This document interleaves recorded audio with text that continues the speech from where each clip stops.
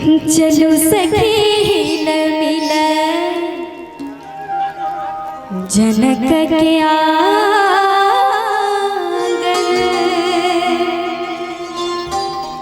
दुल्हा बनल श्री राम है।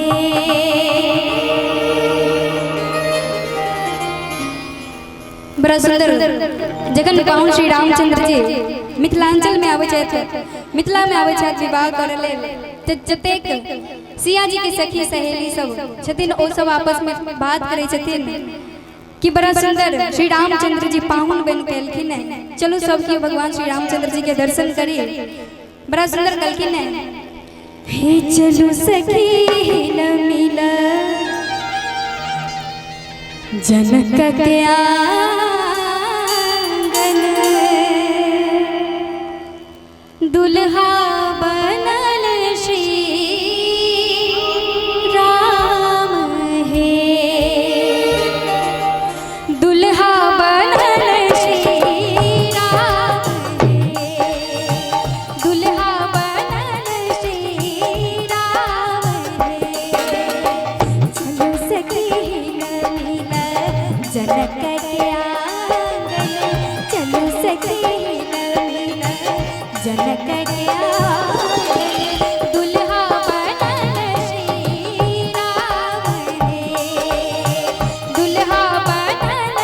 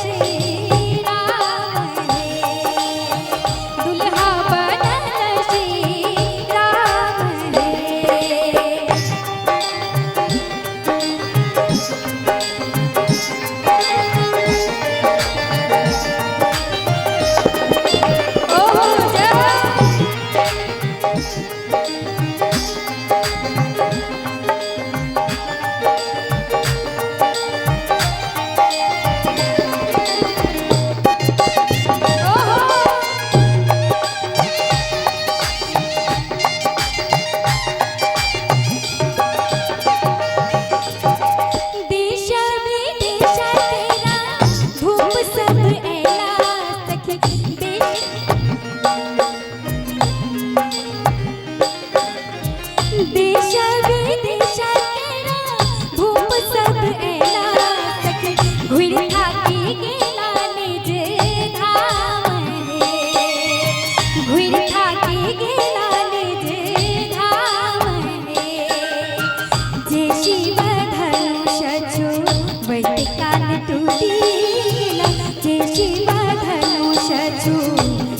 कान टूटी गेला रह गेला सिया जी के मान है। दुल्हा बनल श्री राम है। दुल्हा बनल श्री राम है।